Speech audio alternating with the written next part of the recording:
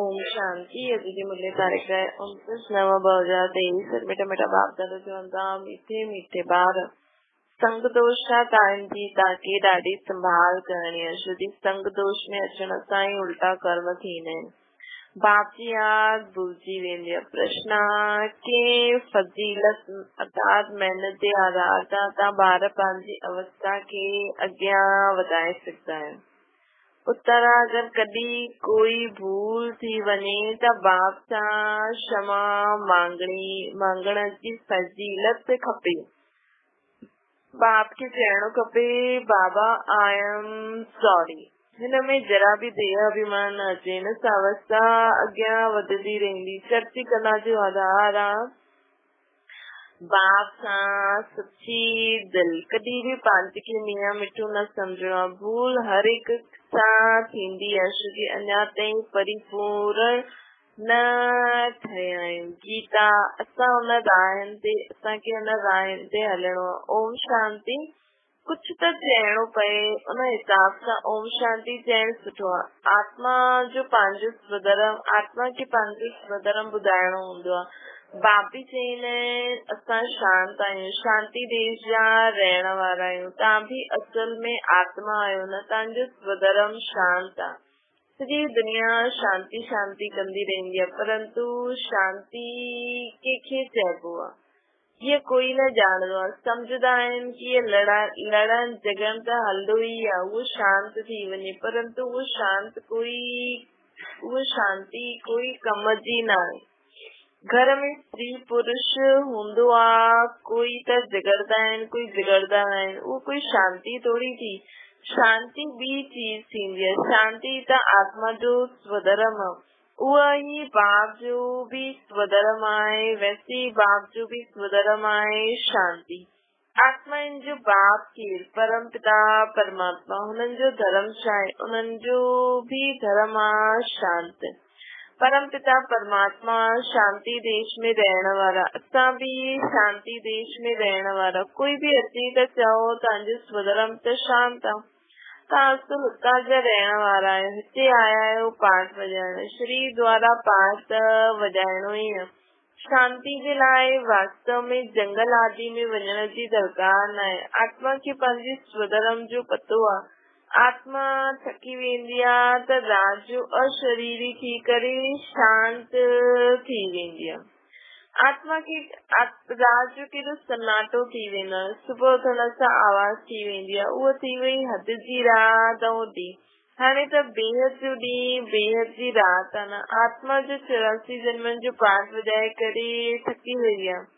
हिन करे चईंदा आहिनि हाणे वापसि शांति धाम वञिणो आहे। बाप बि चईंदा आहिनि शांति ऐं सुखधाम खे यादि करो। सुखधाम में वेही थोड़ी याद कबो आहे। बाबा चईंदा आहिनि शांति धाम ऐं सुखधाम खे यादि करो। सुखधाम में वेही थोड़ी याद कबो आहे। यादि कबो आहे दुखधाम में। अशांति धाम में शांति धाम व सुखधाम की यादि करणो हूंदो आहे। त हाणे बाप चवनि था ॿार हाणे नाटक पूरो थियो त असां सभिनि खे हाणे घर हलणो आहे। पोइ तव्हांजे लाइ शांति भी आहे त सुख भी आहे। बाप चईंदा आहिनि मां पंडो ठही सभिनि खे सच्ची यात्रा ते वठी वञण लाइ आयो आहियां। शांति धाम जो पंडो हिकु ई ठहींदो आहे न। हुननि जा ॿार ठहींदा आहिनि। शांति धाम जो पंडो बाबा ई आहे या असां बाबा जा ॿार ठहींदा आहियूं।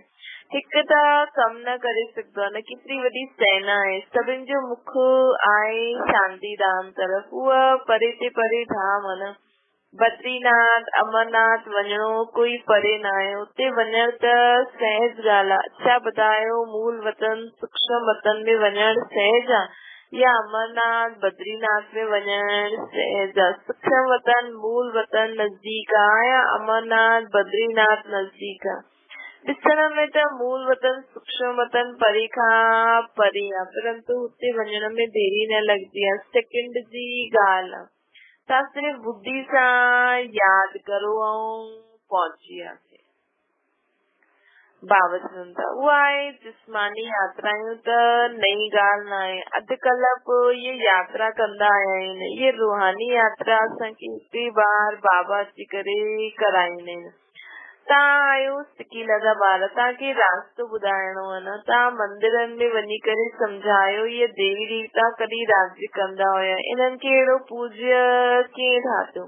तव्हां ॼाणदा आहियो त पूज्य हुयासीं, वरी हाणे पुजारी ठहिया आहियूं त पुजारी जो दर्जो कम थी वियो, पूज्य ऊंच आहे न। बाप पूज्य ठाहींदा आहिनि, तव्हां पूज्य देवी देवता पोइ पुजारी ठही वेंदा। इहे पूजा खे हाणे पूजा खे छॾो, पोइ पूज्य ठहो। माया जा बि ॾाढा विघ्न पईंदा आहिनि न। अबलाइन ते केतिरो अत्याचार थींदो आहे न। ऐं यात्राउनि ते वञण अथवा मंदिरनि में सत्संग में वञण जे लाइ कोई रोकदो न आहे। हिते पुजारी खां पूज्य ठहिण सां माया केतिरो हैरान कंदी आहे न। घड़ी घड़ी किराए ॾींदी आहे, ॾाढा करे किरी पईंदा आहिनि काम जे खड्डे में। बाबा चईंदा आहिनि मूत पतीली न ठाहो, इन सां संभालणो आहे। सभिनि खां गंदो आहे काम चिता ते चढ़ण, विख सागर में गोता खाईंदा रहंदा आहिनि न। बाप चईंदा आहिनि ॿार काम मां शुरू आहे। हिन जे लाइ कॾहिं बि विकार में वञण जो संकल्प बि न करणो खपे। बाबा चवनि था इन सां ई गंदा थी वेंदा आहिनि। संकल्प कंदा आहियूं न त पोइ गंदा थी वेंदा आहिनि। अहिड़ो न सम्झो हिते जो ईंदा आहिनि मन जी बुद्धि विष सां निकिरी वई आहे। कोई अहिड़ा बि आहिनि जो हिक ॿिए खे ॾिसंदा आहिनि त अंदर तूफान हलंदो आहे गंदा ठहिण जे लाइ। बाप चईंदा आहिनि कॾहिं गंदो न ठहिणो आहे, कोई जो पीछो न करणो आहे, कॾहिं विकार में किरण जो पुरुषार्थ न करणो आहे। बाबा चवनि था बाप इन सां बचाईंदा रहंदा आहिनि। संभलणो किरण जी केतिरी चटाभेट हलंदी आहे न। माया केतिरा तूफान मचाईंदी आहे। केतिरो सुठो वाइट वफ़ादार आज्ञाकारी सर्विसेबल ॿार हुयो। माया जी हिकु ई चमाट पई त हिकदमि ख़तम थी वियो, मरी विया। इहे बि ड्रामो आहे न, गंदो माया ठाहींदी आहे। अॼुकल्ह पोइ दुख ॾियण वारी माया आहे, बाप न।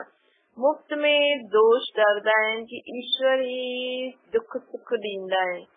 ईश्वर खे बाप न सम्झदा आहिनि। परमात्मा कॾहिं कंहिंखे दुख कीअं ॾींदा। परमात्मा दुख ॾे, बाक़ी मनुष्य त हिक ॿिए खे वॾो ई दुख ॾींदा आहिनि। परमात्मा दुख ॾे त बाक़ी मनुष्य त हिक ॿिए में वॾो ई दुख ॾींदा आहिनि। परंतु परमात्मा असांखे कॾहिं दुख थोरी ॾींदा आहिनि। भगवान कॾहिं दुख न ॾींदो आहे। भगवान दुख ॾे त मनुष्य त हुन खां ॿियो ई जास्ती दुख ॾियनि। बाप सम्झाईंदा आहिनि तव्हां ई पंहिंजे लाइ अहिड़ा कर्म कंदा आहिनि। तव्हां ई अहिड़ा कर्म कंदा आहियो। संग दोष में बि उल्टा कर्म करे वठंदा आहिनि। बाप खे भुलिजी वेंदा आहिनि। साधारण आहिनि त ॿार भुलिजी वेंदा आहिनि।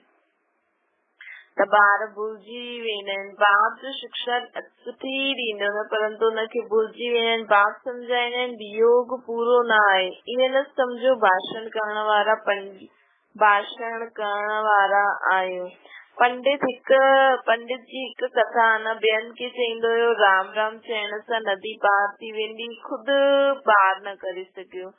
चई बोट खणी चो मां वञा, त जो खुदि चईंदो आहे उहो करे न सघियो। न सिर्फ़ चइण न आहे परंतु करणो आहे। कथनी करनी रहणी सभु समान हुजे। बाबा चवनि था हिन करे बाप खे न भूलो। भाउ बबूल ठाहींदा आहिनि। बाप चईंदा आहिनि कोई बि भूल थी वञे त अची करे माफ़ी मांगो। आई एम सॉरी बाबा।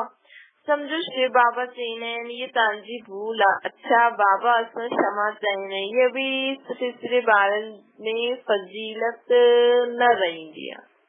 बाबा चवनि था इहे बि सुठे ॿारनि में फज़ीलत न रहंदी आहे कि बाबा खे चवनि बाबा आई एम सॉरी, एतिरी वॾी भूल कई, माफ़ी त मांगो। पंहिंजे खे ॾाढो मियां मिठो सम्झी वेंदा आहिनि। पाप कंदा आहिनि त क्षमा वठणी खपे, न त हुनजी वृद्धि थींदी रहंदी आहे। बाप सां गॾु बुद्धि योग ॾाढो सुठो खपे। भल भाषण त ॾाढा सुठा सुठा करनि, परंतु संपूर्ण कोई ठहियो न आहे। अंत ताईं किरदार संभलदा रहंदा आहिनि। चवंदा आहिनि बाबा असांखे इहा भूल थी वई, तव्हां क्षमा कजो असांखे। रहम दिल क्षमा करो। भक्ति मार्ग में सॼो ॾींहुं क्षमा कंदा रहंदा आहिनि। भक्ति मार्ग में अंत बाबा चवंदा आहिनि कि अंत ताईं किरदार संभलदा रहंदा। चवंदा आहिनि बाबा असांखे इहा भूल थी वई, तव्हां क्षमा कजो। रहम दिल क्षमा करो। भक्ति मार्ग में सॼो ॾींहुं क्षमा क्षमा कंदा रहंदा आहिनि।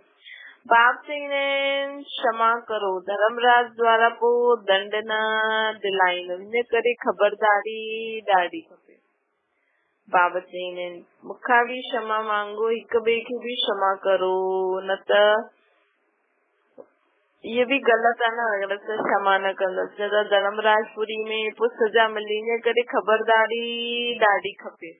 ईअं न सम्झो कि असां 16 कलाक संपूर्ण ठही विया आहियूं। न, ॾाढा ॿार लिखंदा आहिनि बाबा अशुद्ध स्वप्न ॾाढा ईंदा आहिनि, बाबा जी यादि न ठहंदी आहे, मियां मिठू न ठहिणो आहे। अंत में 16 कलाक संपूर्ण ठहींदासीं न। बाबा चवंदा आहिनि अंत में तव्हां 16 कलाक संपूर्ण ठही वेंदव। लेकिन असांखे त ॾाढे काल जो अभ्यास खपे न।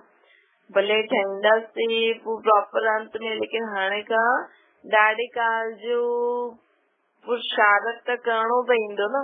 ईअं थोरी अंत में ठही वेंदासीं। हाणे बि जीवन मुक्ति जो अनुभव त असांखे हाणे ई करणो आहे न। हाणे त बाबा, लेकिन बाबा चवनि था कि भले ई आहे, लेकिन पुरुषार्थ त करणो, ईअं न सोचणो अंत में त थी वेंदासीं। बाबा चवनि था कि हाणे त ग्रहण लॻल आहे न, तव्हांजी उहा अवस्था अचणी आहे, हिते वेठे वेठे उड़दा रहंदासीं। आत्मा खे खेस थींदी आहे, छो कि कल्प जी थकल आहे न, त आतुर वेला आहे, जल्दी थींदी आहे आत्मा खे, जल्दी जल्दी वञा मां, जल्दी जल्दी हिन देह सां न्यारी थी करे मां आत्मा परमधाम में बाबा वटि वञा। त तव्हांजी उहा अवस्था अचणी आहे, परंतु लाइक बि थियणो आहे न। कोई त हिते ई घुमण फिरण जेवर पाइण आदि में ख़ुशि थी वेंदा आहिनि, पोइ दुख थींदो आहे त चवंदो आहे नाहिक बाबा खे छॾियो।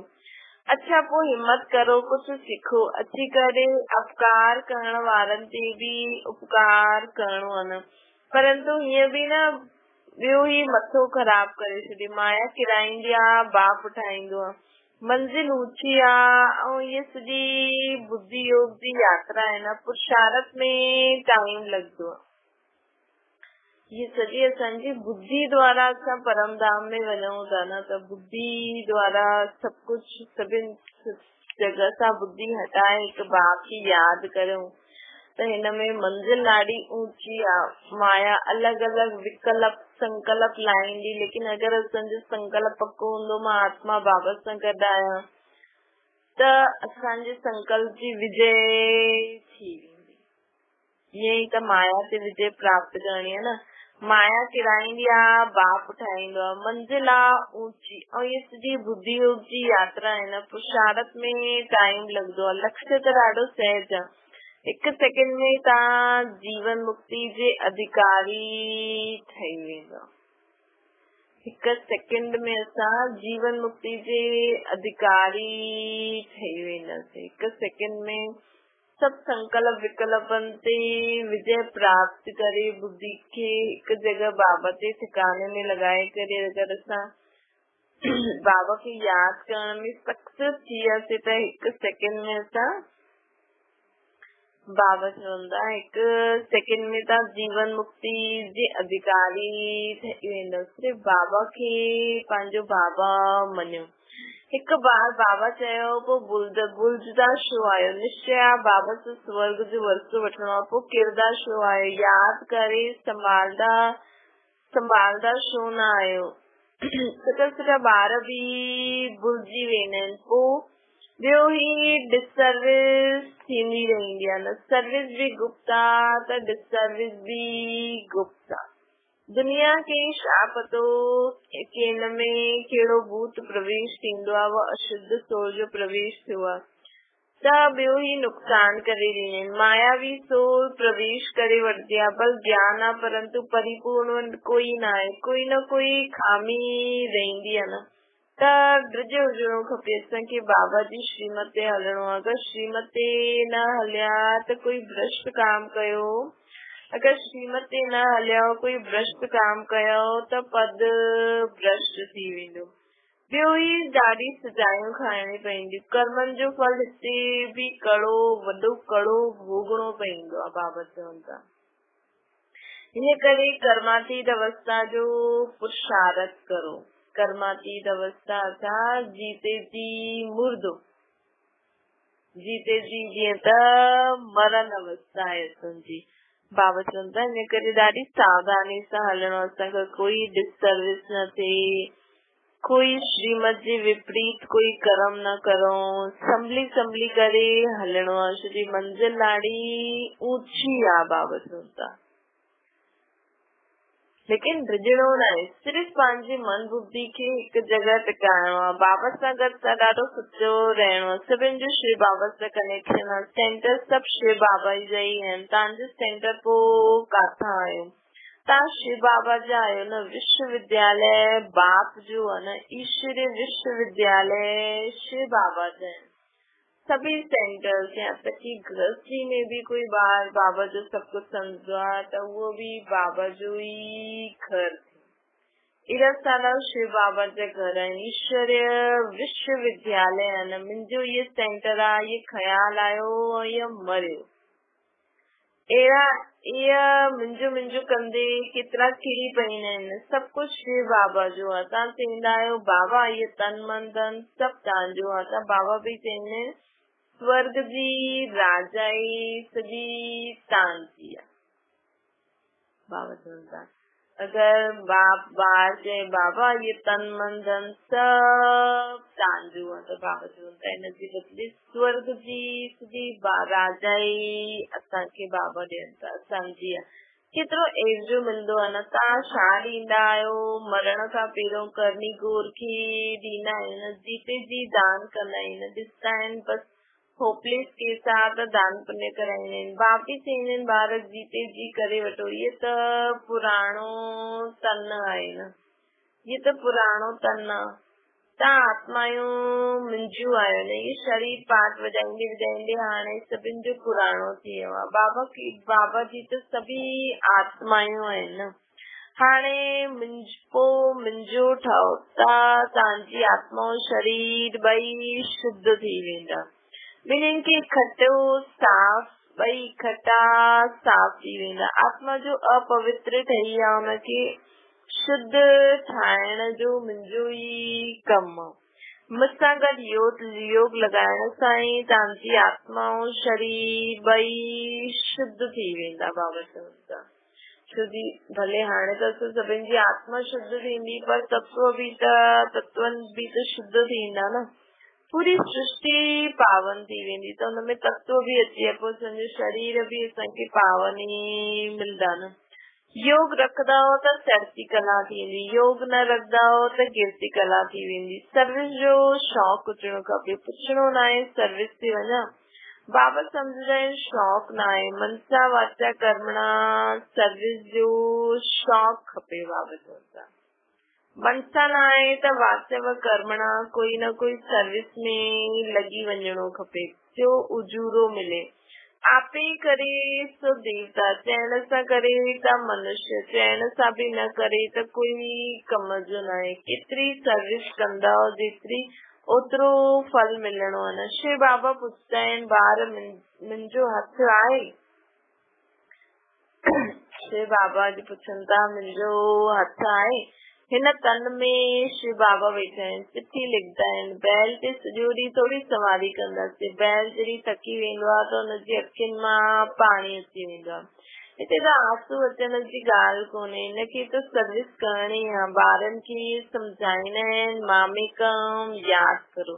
ये शिव बाबा चईंदा आहिनि, इन्हनि जी आत्मा बि ॿुधरी आहे त बिल्कुलु सहज आहे। बेहद जो बाप आहे स्वर्ग जो रचयिता।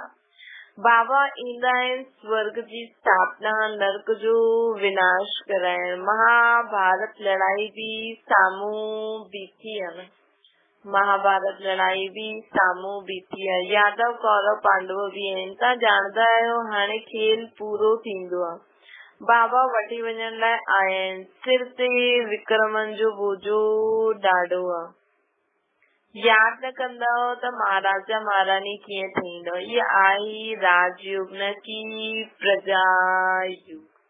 योग पूरो न लॻाईंदा त प्रजा ठही वेंदासीं। इन्हनि बाबा सां पूरो वरसो वठंदासीं त सर्विस जो शौक़ खपे। लिखी करे पुछी सघंदा आहियो, अगरि हिन समय असांजो शरीर छुटी वञे त असां छा ठहींदासीं। परिपूर्णता अंत में ठहींदासीं न। हाणे तव्हां अपूर्ण आहियो। पंहिंजी अवस्था जी जांच करणी। असां केतिरो बाबा जी सर्विस ते आहियूं, केतिरो आज्ञाकारी वफ़ादार आहियूं न, केतिरो सर्विस जे लाइ तड़पदा आहियूं। कोई खे वञी करे जीअं दान करो। ये चेक करो कि मां केतिरो बाबा जी सर्विस कंदो आहियां, केतिरो आज्ञाकारी वफ़ादार आहियां, केतिरी सर्विस जे लाइ तड़पंदो आहियां कि कंहिंखे वञी करे जीअं दान ॾियां। बेचारा ॾाढा दुखी आहिनि। ये आहे ई हिकु सतगुरु शांतीधाम सुखधाम में वठी वञण वारो। उहो गुरु माण्हू पंहिंजे खे जगत पिता जगत शिक्षक चई न सघनि, सिर्फ़ जगत गुरु कहलाईंदा आहिनि।